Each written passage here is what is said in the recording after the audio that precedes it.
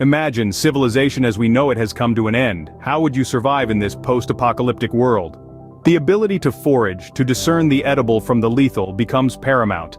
Nature, in her bounty, offers a cornucopia of sustenance. Yet, in the same breath, she harbors potential dangers. Consuming the wrong berry, the wrong mushroom, could mean the difference between life and death. The key to survival may just lie in the knowledge of the plants and animals around us. In the wild, not all plants are friends, some are foes. Identifying edible plants is a crucial survival skill, but also an art that requires keen observation and knowledge. It's all about the details, the shape and color of leaves, the structure of flowers, and the appearance of fruits. For example, the common dandelion, a plant many dismiss as a pesky weed, is fully edible, from its bright yellow flowers to its long-toothed leaves. Then there's the wild blackberry, easily recognized by its thorny stems and juicy dark fruits. But beware, not all that glitters is gold. Some plants may look appealing but are actually poisonous. The deadly nightshade with its shiny black berries is a perfect example. Misidentifying plants can lead to severe health consequences, even death, so study, observe, and learn. Remember, when in doubt, it's better to go hungry than to eat something potentially harmful. If you think plants are the only source of food in the wild, think again.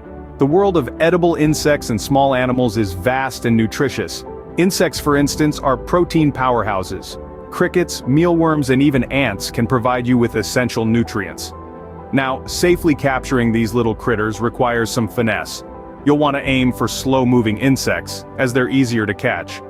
Small animals like squirrels and rabbits can be trapped using snares or simple traps. Remember, don't take more than you need. When it comes to preparing your catch, thorough cooking is key. This kills any potential parasites and makes your meal safer to eat. But be cautious. Not every creature out there is safe to consume. Some insects and animals could carry diseases or toxins. It's a whole new culinary world out there, if you know where to look. Survival isn't just about strength or speed, it's about knowledge. In the face of survival, the ability to identify edible plants, insects, and animals becomes pivotal.